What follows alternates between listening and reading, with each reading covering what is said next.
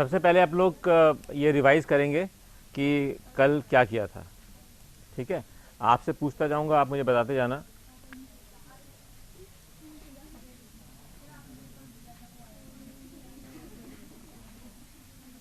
वो नहीं आया कोई क्वेश्चन?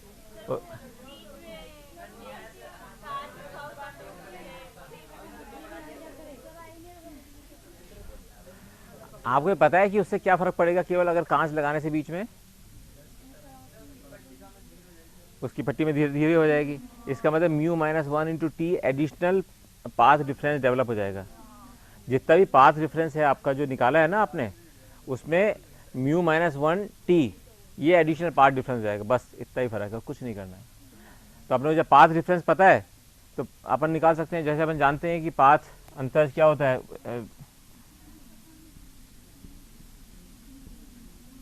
ये तो रोज लिख लेना चाहिए।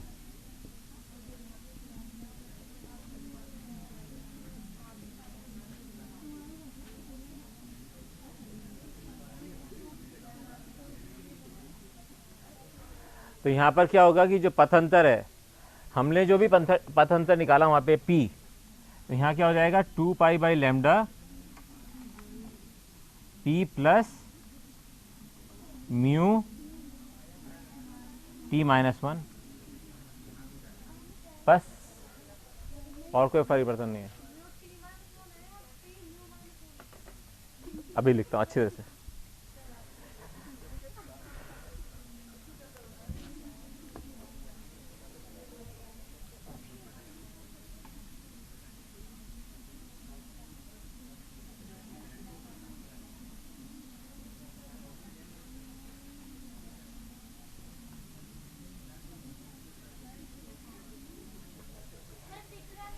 इतने नीचे भी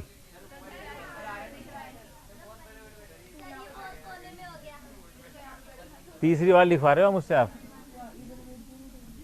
इस पर ऊंचा करवा ही लो एक बार, है ना।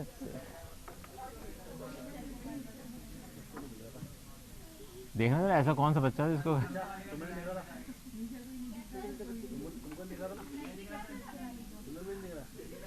चलो कोई कोई कोई बात नहीं।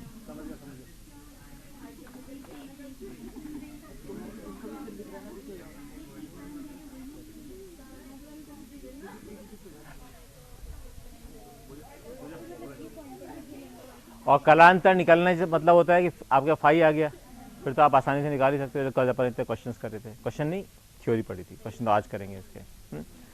तो विवर्तन के अंदर हम जो कल चित्र देख रहे थे वो ये था।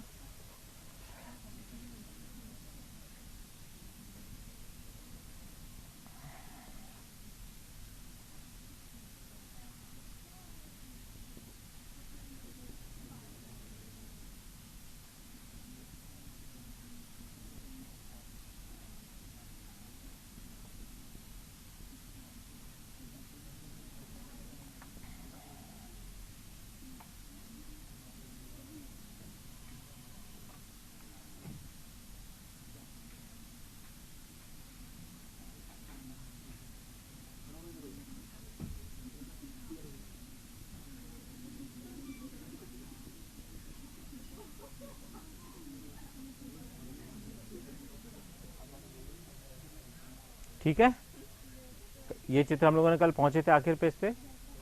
यहाँ पे ये केवल जो दिखा रहा है, ये दिखा रहा है कि इसकी तीव्रता प्रकाश की कितनी है।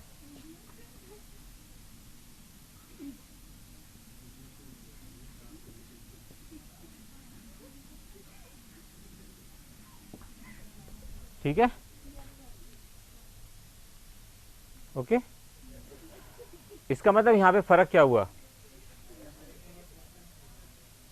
अब ये बताइए, पहला जो मैक्सिमा निकाला था अपन ने, क्या निकाला था? ये क्या दूरी थी?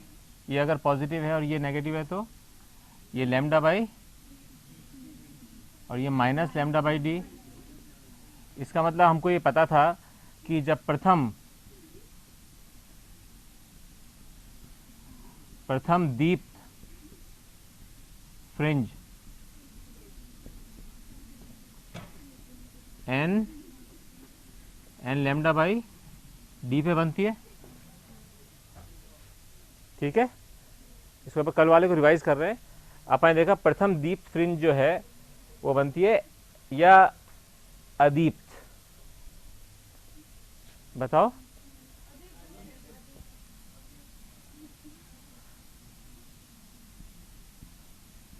बेटा आप थोड़ा ध्यान दे लो, ठीक है। प्रथम अदीप्त फ्रिंज बनती है एन लेमडा बाई डी पर। तो प्रथम कब बनेगी? One, n is equal to one रखो तो क्या हो जाएगी? First fringe lambda by D.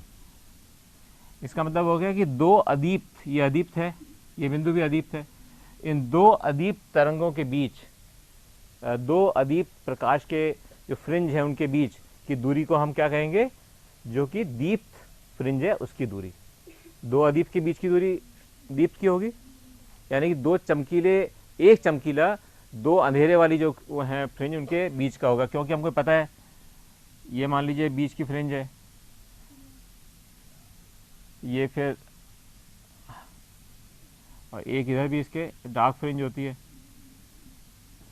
तो हम जब ब्राइट फ्रिंज की निकालना चाहते हैं तो इसके बीच की दूरी निकाल लो, तो यानी कि दो डार्क फ्रिंज के बीच की दूरी, दो डार्क फ्रिंज के बीच की दूरी, इसको लिख लेना चाहिए। प्रथम अदीप्त फ्रिंज ये है, तो ये दो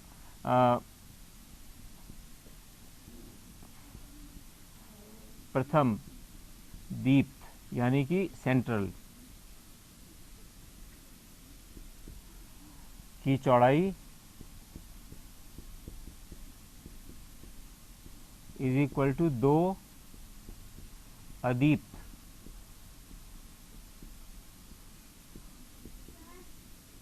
एक मिनट बेटा, फ्रिंजेस के मध्य की चौड़ाई। मैं बोल दूंगा बेटा इसको भी, बोलूंगा मैं इसको। चमकीला और गाढ़ा, काला, घना काला, ठीक है। डार्क, ब्राइट और डार्क है। दीप मीन्स दिया, याद नहीं रख सकते? दीप मीन्स जलता हुआ दिया, उजाला, कि दीप्त हो गया। और अदीप्त मीन्स जो अंधेरा हो गया। हम ये कह रहे हैं कि जो बीच की चौड़ाई निकालनी है, जो दीप्त की यानी कि चमकीले वाले फ्रिंज की जो चौड़ाई निकालनी है, अगर हम दोनों इनकी स्थिति निकाल लें, डार्क फ्रिंजेस की स्थिति निकाल लें, तो उसकी बीच की दूरी चमकीली फ्रिंज होगी, ठीक है ना। हमने इसकी निकाला कि पहली वाली डार्क फ्रिंज यहां बन रही है थीटा पर, और यहां पे एक यहां पे बन रही है, इन दोनों के बीच की दूरी दीप्त फ्रिंज होगी, ठीक है। इसी प्रकार हमने लिखा था कि अदीप्त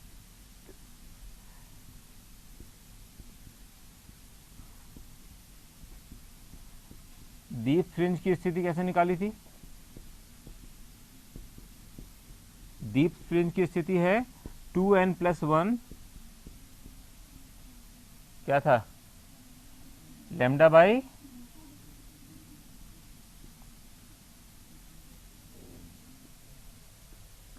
ठीक है। तो अगर हम निकालना चाहें कि प्रथम दीप्त फ्रिंज की स्थिति क्या होगी, ये तो हो गई सेंट्रल, ये तो है सेंट्रल यानी केंद्रीय।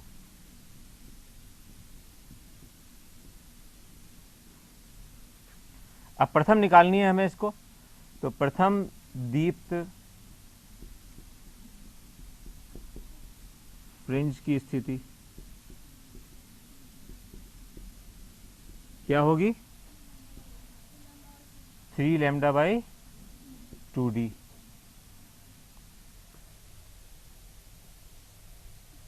ठीक है। अब हमसे ये तो हमने निकाल लिया कि जो प्रथम दीप्त फ्रिंज है उसकी चौड़ाई कितनी होगी, इसलिए प्रथम मीन सेंट्रल, केंद्रीय दीप्त फ्रिंज की चौड़ाई कितनी है?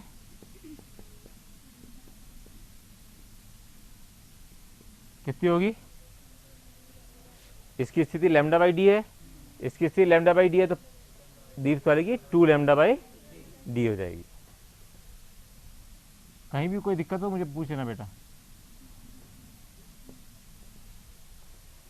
ठीक है।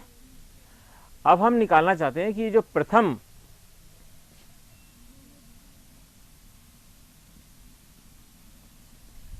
जो दीप्त है, ये अब छोटा है, इसकी कम तीव्रता भी है, अपन ने कल देखा था।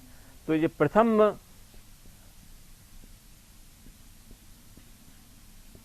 दीप्त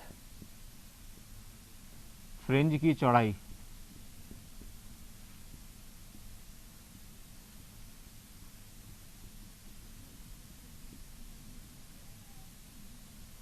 ये कैसे निकालेंगे?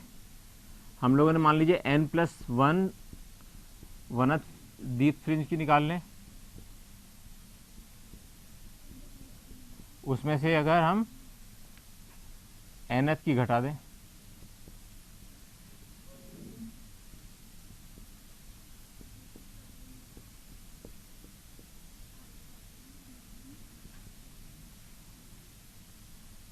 बताओ सही है या गलत? अदीप्त होगा या दीप्त होगा? दोनों बीच की दूरी निकालनी है हमारे को।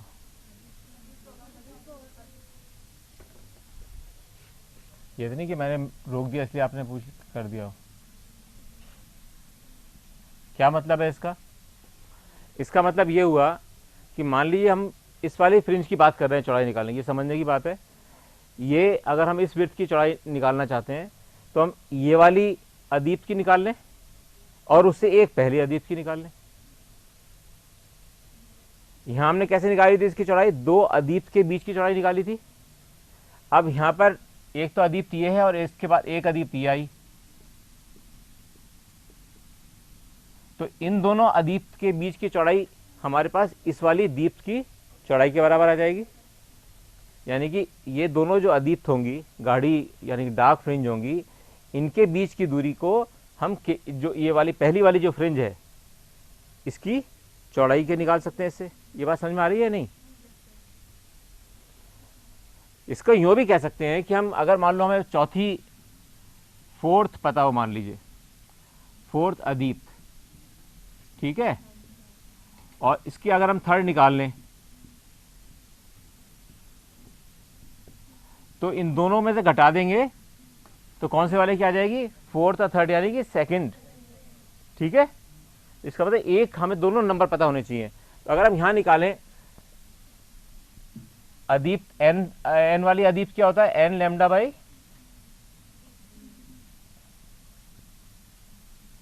और n+1 क्या होगा?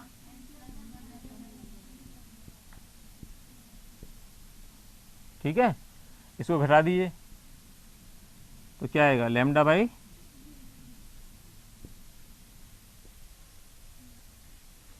यानी प्रथम जो दीप्त है उसकी चौड़ाई आई है लैम्डा बाई डी, और केंद्रीय की चौड़ाई कितनी आई थी?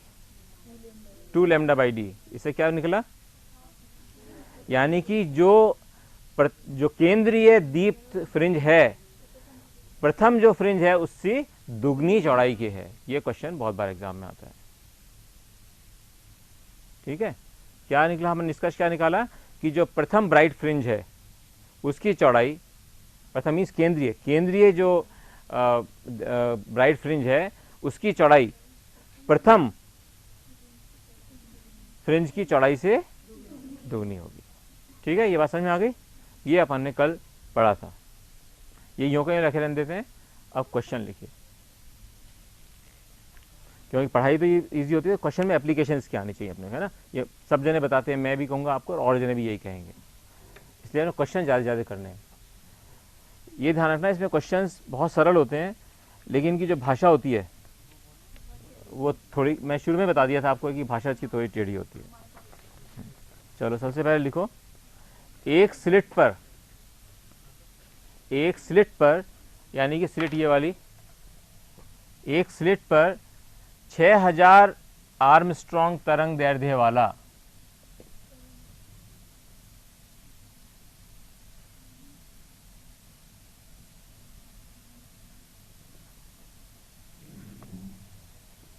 प्रकाश डाला जाता है। वह केंद्रीय फ्रिंज की कोणीय चौड़ाई नापी जाती है। कोणीय चौड़ाई क्या हुई? थीटा प्लस थीटा, यानी कि 2 थीटा हो गई। ठीक है, क्वेश्चन बता रहा हूं मैं आपको, हैं। एवं केंद्रीय दीप्त फ्रिंज की कोणीय चौड़ाई नापी जाती है। दोबारा बोलता हूं बेटा, एक स्लिट पर 6000 एम्पियर तरंग दैर्ध्य वाला, ओह, प्रकाश डाला जाता है, वह केंद्रीय दीप्त फ्रिंज की कोणीय चौड़ाई नापी जाती है। जब स्लिट को दूसरे तरंग दैर्ध्य के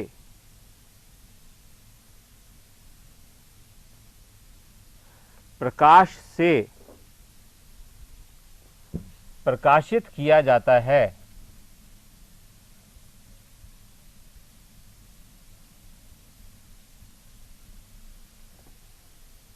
तो केंद्रीय दीप्त फ्रिंज की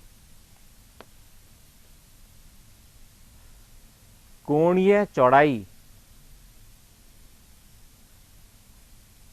30% घट जाती है। केंद्रीय फ्रिंज की मतलब अब पहले केंद्रीय फ्रिंज की जो भी चौड़ाई थी उसकी अब कितनी रह गई 0.7, मतलब 30% कम हो गई, तो कितनी रह गई अब 0.7, यानी कि 70% रह गई। उस प्रकाश की वेवलेंथ ज्ञात कीजिए। ये तो उसका हो गया भाग 1। उस प्रकाश का तरंग दैर्ध्य ज्ञात कीजिए।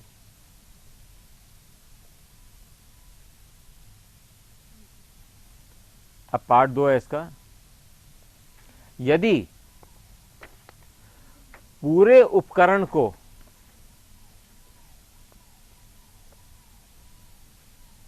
एक द्रव में डुबो दिया जाता है तो भी तरंग दैर्ध्य में 30% की कोणीय चौड़ाई में, तो कोणीय चौड़ाई में 30% की कमी आती है। यानी कि जब उसको हमने डुबोया तब, और एक हमने प्रकाश चेंज किया तब, दोनों में, उसमें प्रकाश चेंज करने से भी 30% कम आई, और उसको हमने एक लिक्विड में डुबो दिया तो भी 30% कम हो गई। क्या? इसकी कोणीय चौड़ाई। द्रव्य का अपवर्तनांक भी ज्ञात कीजिए। अपन ने देखा कि केंद्रीय फ्रिंज की कोणीय चौड़ाई कितनी होती है 2 लैम्डा बाई डी। यानी कि अगर हम ये लिखें कि कोणीय चौड़ाई, इसको मान लीजिए phi 1 लिख लें, phi 1 is equal to 2 theta. ये पूरी है कोणीय चौड़ाई फ्रिंज की, कोई दिक्कत नहीं। ये कितनी होगी 2 लैम्डा बाई, यानी लैम्डा 1 पहले वाले केस में 2 लैम्डा 1 बाई डी। ठीक है।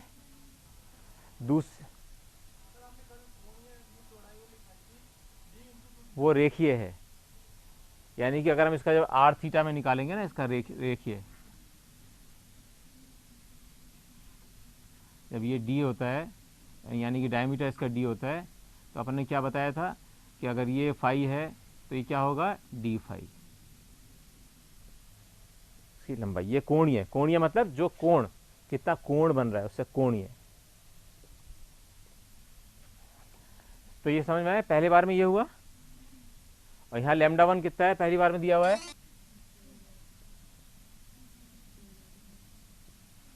ठीक है। अब दूसरा प्रकाश डाला तो phi 2 क्या होगा 2 लैम्डा 2 बाई डी। यहां लैम्डा 2 पता नहीं है हमको, लैम्डा 2 निकालना है।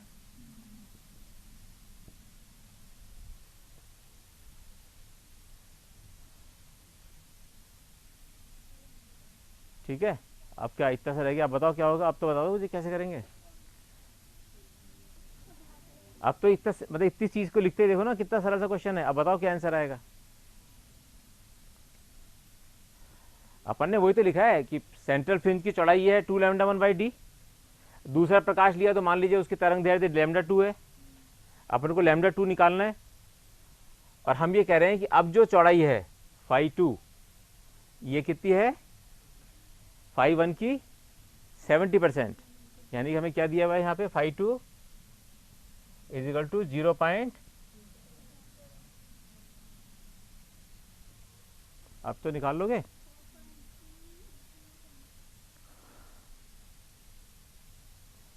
कितना सरल क्वेश्चन है, डिवाइड कर दो ना इसको दोनों को।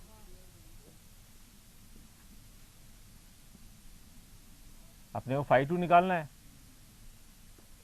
फाई 1 तो दिया भाई है।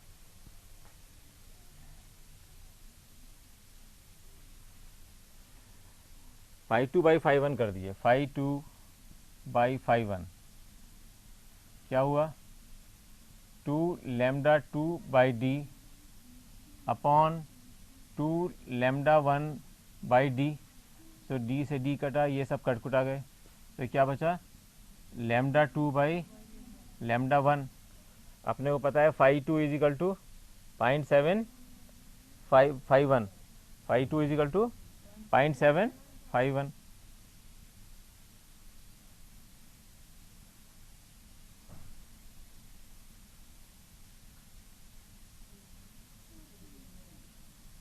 इसलिए अब लैम्डा 1 अपने को पता ही है, तो कुल कितना आ गया लैम्डा 2,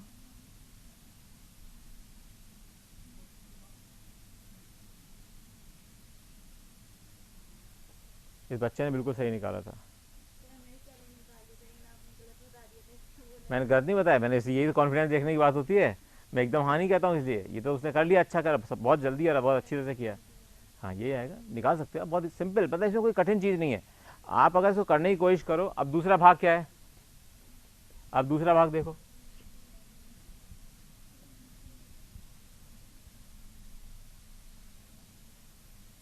दूसरा भाग क्या कह रहा है,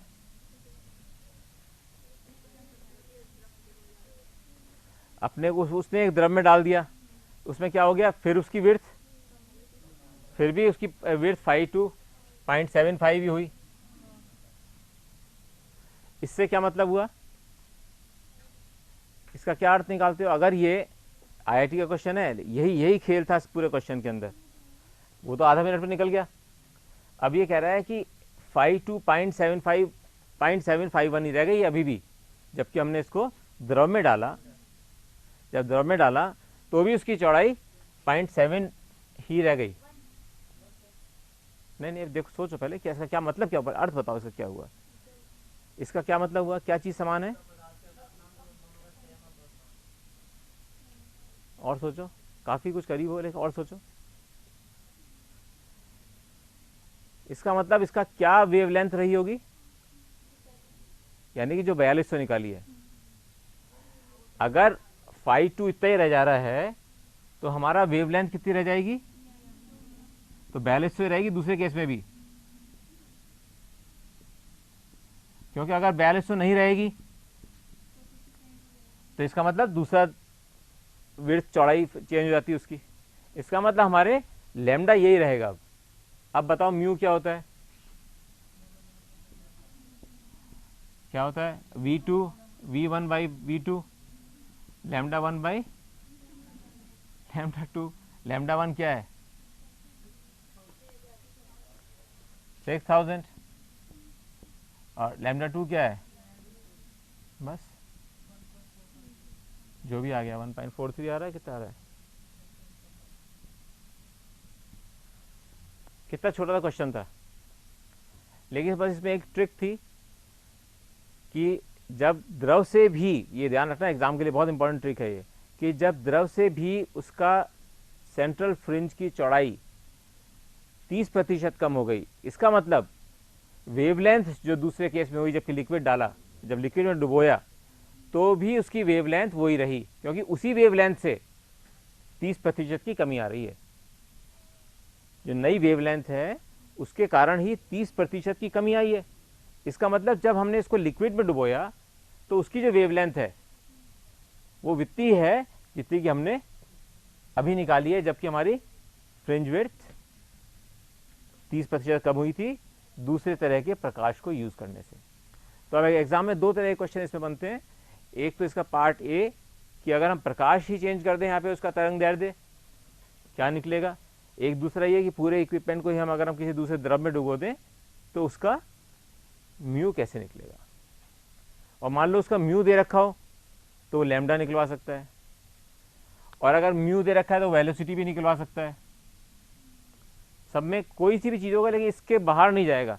यानी कि केवल दो लाइन का क्वेश्चन था ये। तो अपने को जो अपने पढ़ा है उसको अप्लाई करना है कि ये क्या चीज़ थी। और इसको एक दूसरा क्वेश्चन देखते हैं।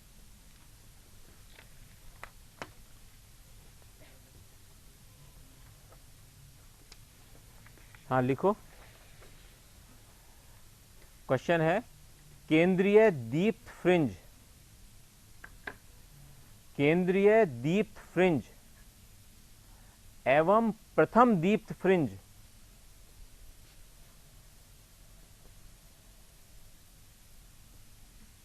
के मध्य कोणीय दूरी ज्ञात कीजिए जबकि स्लिट की चौड़ाई 0.25 mm है, वह प्रकाश का तरंग दैर्ध्य 5890 आर्मस्ट्रैंग है। दोबारा, केंद्रीय दीप्त फ्रिंज एवं प्रथम दीप्त फ्रिंज के मध्य कोणीय दूरी ज्ञात कीजिए जबकि स्लिट की चौड़ाई 0.25 mm है, वह प्रकाश का तरंग दैर्ध्य 5890 है।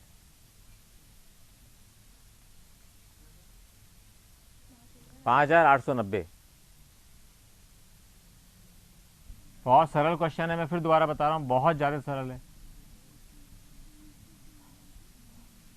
पहले चित्र बना लो, चित्र बनाओ। पहले अपने इस ऐसे क्वेश्चन आते हैं तो हमें चित्र बना लेना चाहिए। पहले चित्र बनाओ फिर इसको देखो। बस ट्रिक आना चाहिए इसका, सिद्धांत। हमेशा से मैं कहता रहा हूं कि अपने को सिद्धांत आने चाहिए कि क्या सिद्धांत इसके ऊपर लगना है। चित्र बना लोगे तो एकदम समझ में आ जाएगा। कोशिश करो, कर सकते हो आप लोग। बहुत सिंपल क्वेश्चन है, और जो हमने चित्र बनाया हुआ है सामने, इसी चित्र को यूज कर सकते हो। 5890 की जगह 5000 कर लो, जरा इजी हो जाएगा गुणा भाग करने में। 5890 की जगह कर लो 5000। तरंग दैर्ध्य 5000 कर लो, इससे सरल हो जाए क्वेश्चन आपको कैलकुलेशन में। Diagram, diagram is most important thing. ऐसे क्वेश्चंस में हमेशा डायग्राम जरूर बनाने चाहिए पहले।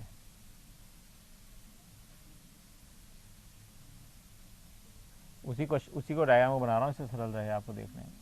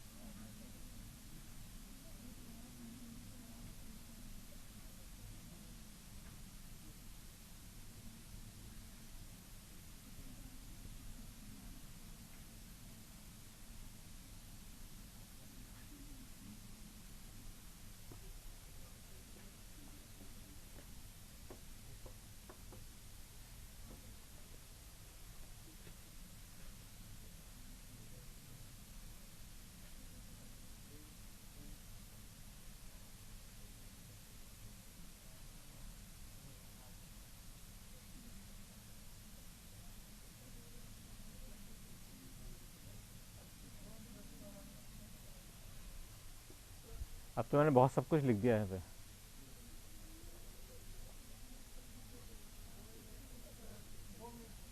दो नहीं, नहीं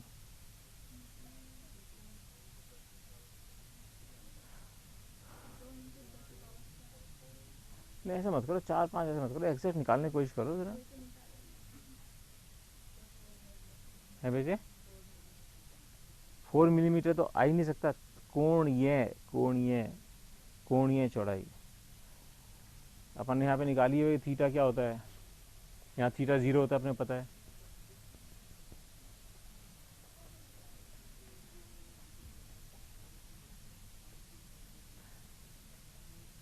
चलो अब मैं बताता हूँ।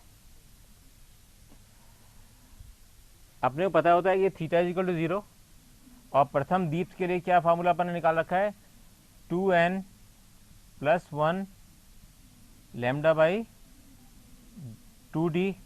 ये क्या है, इसका कोण, यानी यहाँ पे इसका ये वाला कोण जो था और ये कोण मिला के थीटा है, ठीक है ना। तो पहली वाले का क्या आएगा, अगर हम n = 1 लेंगे तो क्या आएगा, 3 लैम्डा बाई 2d। ये क्या हो गया, इसकी कोणीय स्थिति, ठीक है। इसकी कोणीय स्थिति ये हो गई। कोणीय स्थिति मतलब पहली वाली जो दीप्त फ्रिंज है, इसका कितना कोण बन रहा है, यहाँ से कोणीय स्थिति निकल गई। तो इसके और इसके बीच में ये निकला, इसका थीटा इज इक्वल टू 0 है, इसका theta is equal to 3 lambda by 2d है। तो कितना हुआ डिफरेंस, 3 लैम्डा बाई 2d। कोणीय चौड़ाई हुई यहाँ पर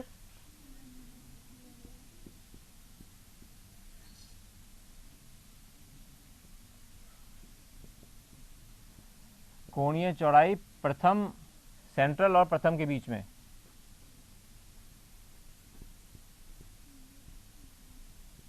केंद्रीय व प्रथम दीप्त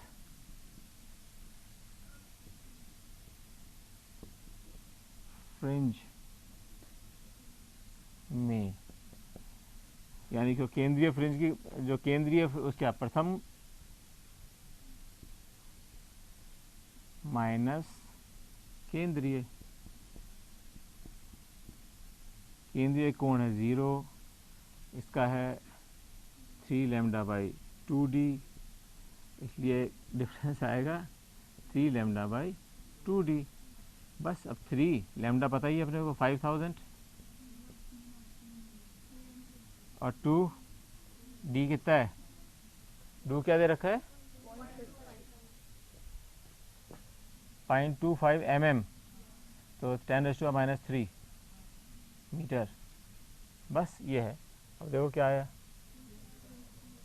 अगर अपन ने इसको इधर ले गए तो क्या किया, 2 भाग और ले गए तो 2 क्या होगा -5, 50 हो गया नीचे, 50 से 5000 कटेगा 100 बार, तो 300 upon 10⁻⁻5 is equal to 300 into 10⁻5।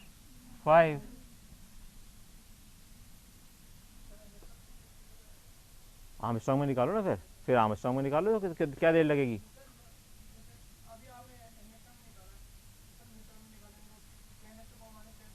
तो डी थीटा और कर देंगे ना उसको, तो डी थीटा कर देंगे। अगर हम उसको रेखीय निकालना पड़ेगा तो डी थीटा कर देंगे।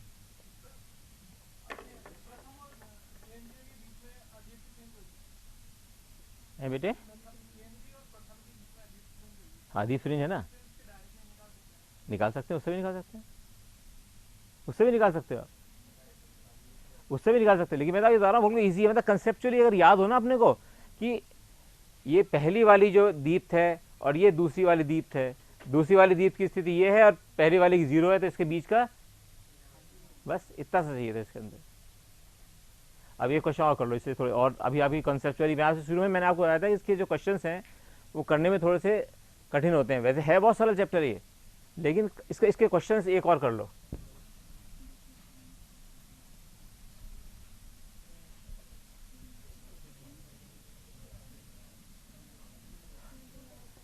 एक क्वेश्चन और कर लीजिए, बहुत छोटा सा है। हाँ लिखो, डी चौड़ाई की फ्रिंज पर, D small D small D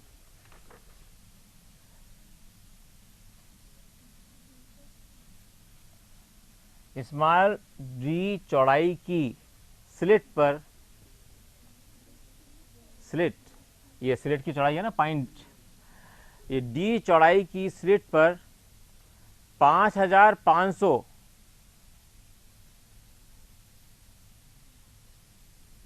तरंग दैर्ध्य का प्रकाश डाला जाता है। हाँ एमस्ट्रॉन्ग में है। 6500, 6500 का तो इजी रहेगा, कैलकुलेशन सरल हो जाएगा। 6500 तरंग दैर्ध्य का प्रकाश डाला जाता है। 6500 बता रहा हूँ, डायरेक्ट कट जाएगा। डी की किस वैल्यू के लिए, स्मॉल डी की किस वैल्यू के लिए, नंबर 1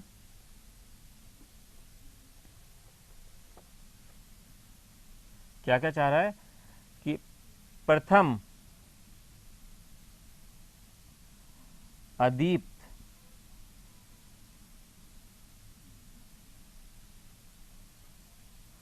तीस डिग्री के विवर्तन कोण पर बनेगा।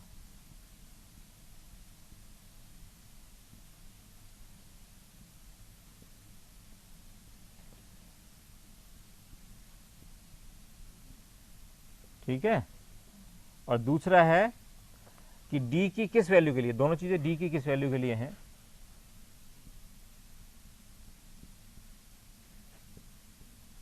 क्यों, दो चीज से परिवर्तन होता है ना, या तो डी से या लैम्डा से। पहले क्वेश्चन अपन ने करे उसमें लैम्डा का परिवर्तन हो रहा था और म्यू का हो रहा था। अब अपन एक डी का परिवर्तन का भी देख लेते हैं, चौथे तरह का क्वेश्चन नहीं आ सकता।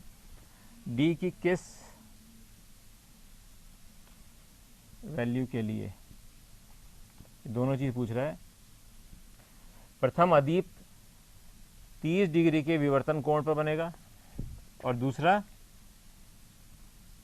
प्रथम दीप्त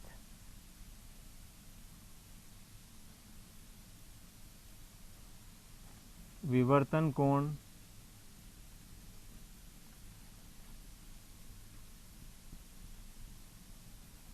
30 डिग्री हो तो पर बनेगा।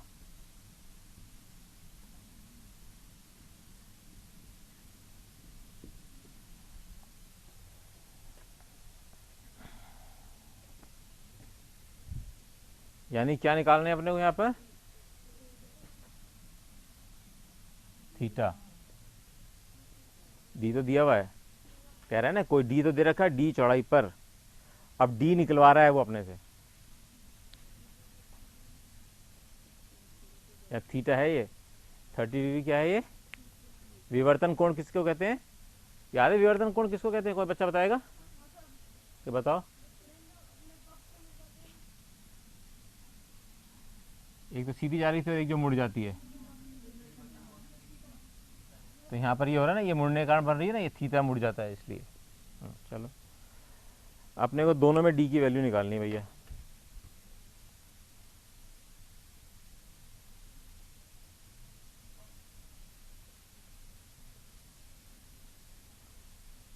ये तो सही निकलनी चाहिए अपनी।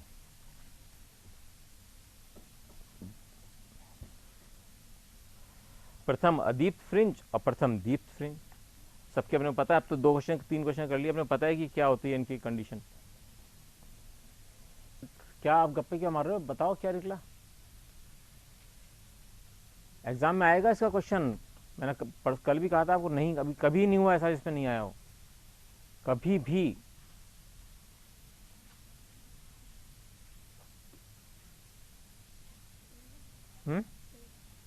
तेरा क्या,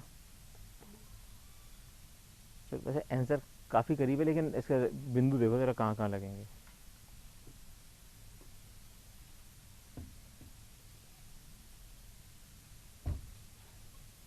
अप्रोच सही है।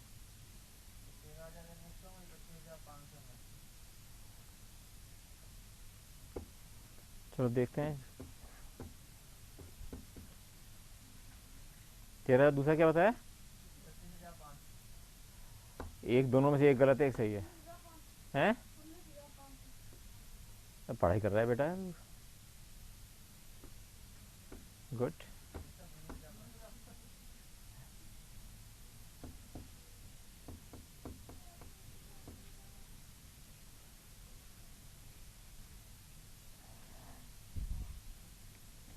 चलो अब मैं कर देता हूं इसको। अपने को पता है प्रथम अदीप्त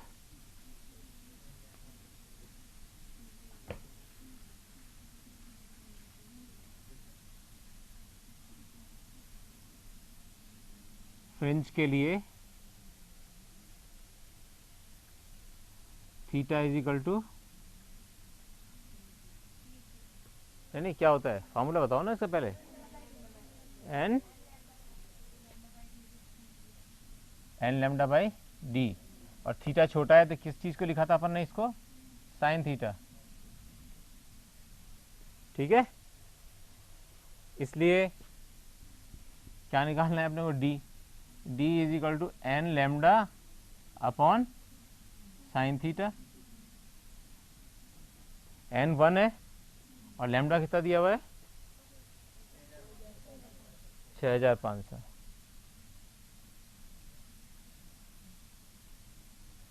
साइन थीटा कितना हो गया, साइन थीटा बताओ क्या दिया हुआ है,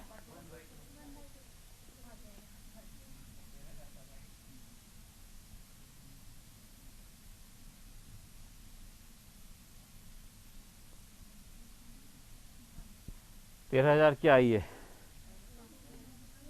मीटर में कन्वर्ट करके बताओ।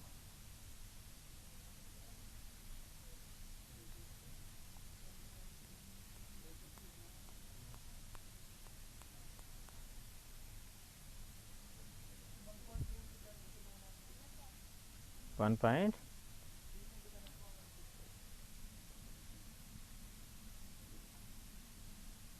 क्या आया ये,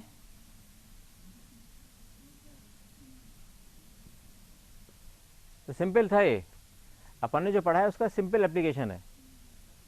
अपने पास ये पता होना चाहिए था कि एन लेमडा बाई डी है। उधर अपन ये धीरे धीरे भूल गए कि जब हम theta is equal to n lambda by d लिख रहे थे, थीटा मतलब साइन थीटा से लिया था हमने, उसको वापस याद रखना था अपने दिमाग में कि अरे हमने जो थीटा लिया था वो साइन थीटा था, जिसको हमने कहा था थीटा छोटा होता है इसलिए हम इसको थीटा लिख लें, लेकिन यहाँ तो थीटा बड़ा था 30 डिग्री, तो उसको साइन थीटा लिया अपन ने। इस प्रकार अब दूसरे वाले केस में कैसे निकाला, क्या था क्वेश्चन, प्रथम दीप्त,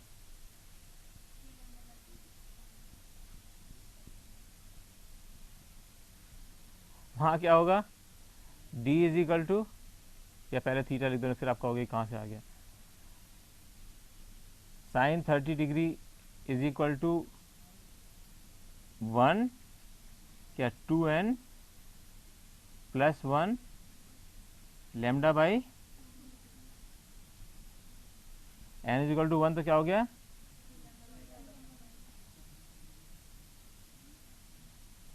ये 1/2 है, तो d इज इक्वल टू क्या हो गया, 3 लेमडा हो गया। तो आपने देखा ये क्वेश्चंस बहुत सरल होते हैं, एप्लीकेशन इसलिए अपने न्यूमेरिकल करने जरूरी है।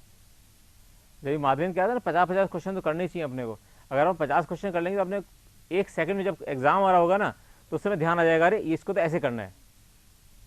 वैसे इन 3 प्रकार के अलावा आज तक कोई चौथा प्रकार का क्वेश्चन नहीं आया है, कोई भी क्वेश्चन नहीं आया।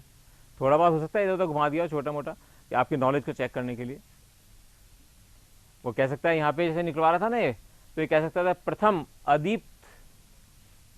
अदीप्त और द्वितीय अदीप्त दोनों को दे देता कि बीच का कोण 30 डिग्री है, फिर डी निकालो।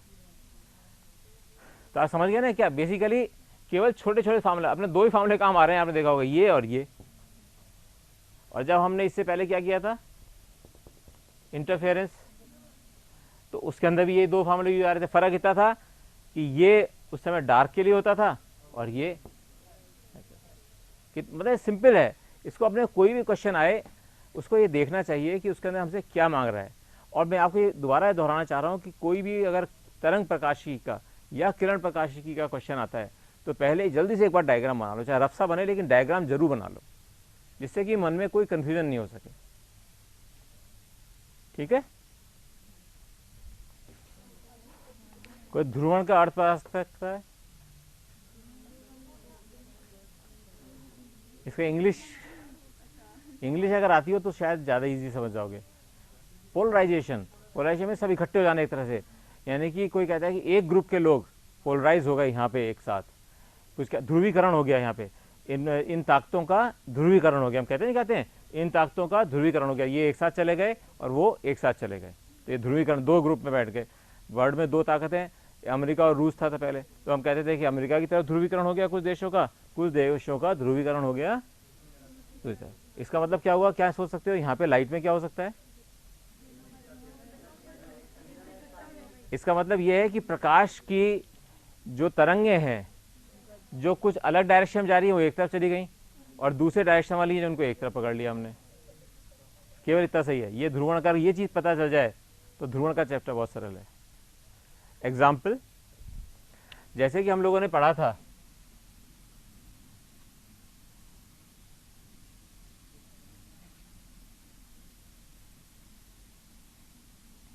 यहां, हम लोगों ने क्या पढ़ा था, y is equal to x y x t, क्या होता था?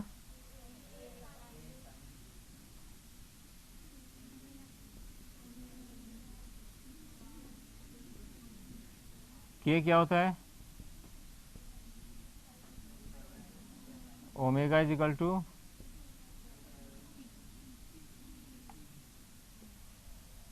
ठीक है, ये तो हो गया जबकि हम y डायरेक्शन में हम देख रहे हैं और ये x डायरेक्शन में वेव चल रही है।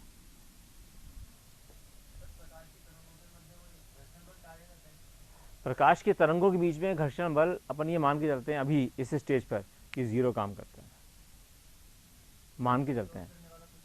हाँ, विरोध करने वाला है ना, क्योंकि कोई भी तरंग प्रकाश की चल रही है, क्योंकि प्रकाश की तरंग की गति इतनी ज़्यादा होती है कि दूसरी कोशिश तो करते हैं बहुत सारी तरंगें, आवाज़ की तरंगें, इलेक्ट्रोमैग्नेटिक वेव, ये सब कोशिश करती हैं उसको कम करने की, लेकिन उसकी ज़्यादा इतनी गति है कि उसको रोक नहीं सकता कोई प्रकाश को। अदरवाइज कोशिश सब करते हैं, आवाज़ को तो रोक लेते हैं, आवाज़ तो अपने सडनली अपने को दिखता है कि हाँ इस दरवाजे के पीछे गए तो कम हो गई हल्की सी, इसको तो रोकने का है ना, तो यूँ मुड़ के जाने में उसको टाइम लगेगा, यूँ मुड़ के फिर जाएगी तरंग, अपने ये तो पता है ये तरंग जाएगी, पहले यहाँ मुड़ेगी, फिर यूँ करके जाएगी, फिर वो तीसरे करके जाएगी, जब पहुँचेगी वहाँ पे। विवर्तन किसी का भी हो सकता है। विवर्तन क्या चीज़ है, दोबारा बताओ, विवर्तन क्या हुआ? मुड़ना, कोनों पे मुड़ जाना। आवाज़ का भी तो होता है बेटा, आवाज़ क्या होता है, जैसे अपने पीछे खड़ा है, अपने कोई अपने कानों के पीछे है ना, कोई आवाज़ आई, हल्की सी आवाज़ दी उसने, वो अपने क्यों सुनाई जाती है? कायदे तो नहीं आनी चाहिए। मेरे बिल्कुल सिर के बीच में यहाँ खड़ा हो कोई आदमी हल्का सा बोले ए, तो मेरे को सुनाई नहीं आना चाहिए, लेकिन फिर भी आता है ना। क्यों आता है? कि जो यहाँ से गई तो एक जब तरंग बन रही थी गोल गोल उसकी, तो एक यहाँ से निकली कान के पास से, कान के पास, जो कान के पास से निकली है उससे मुझे सुनाई आया है।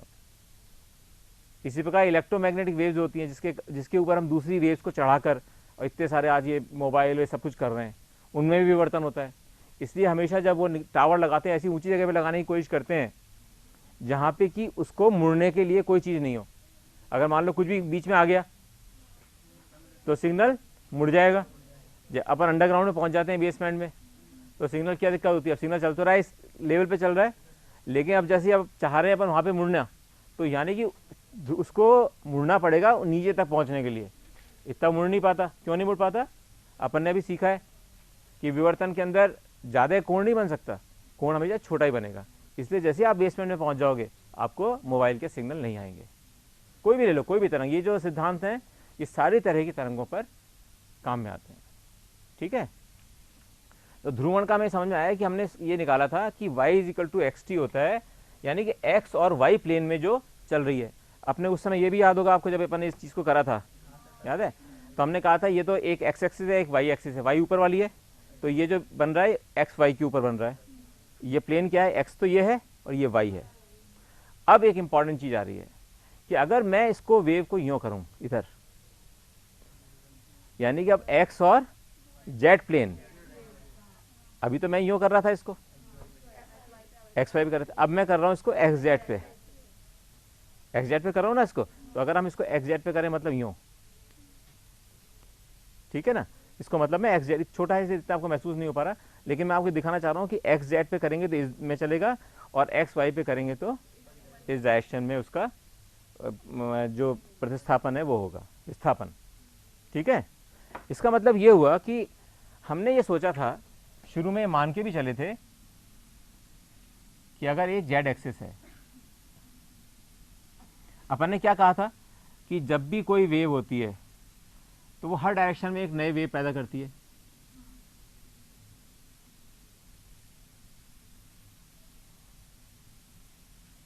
ठीक है ना।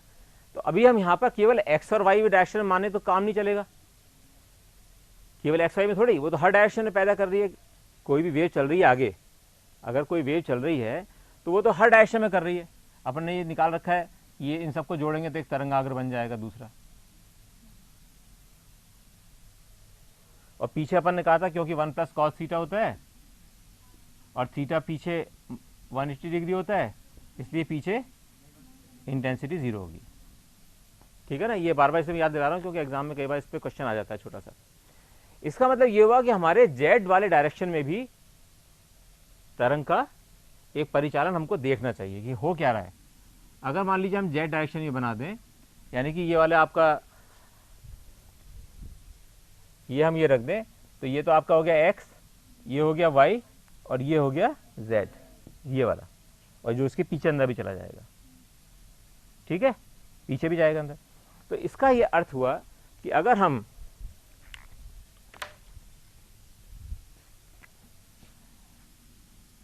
x और z के बीच में लें,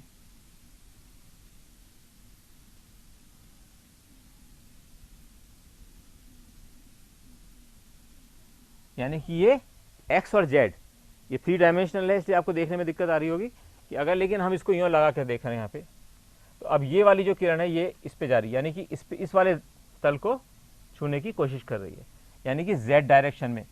अभी तो अपन ने पढ़ा था कि ये जब जा रही है, ये जब किरण जा रही है, वो तरंग जा रही है, तो क्या होता था इस तरंग में?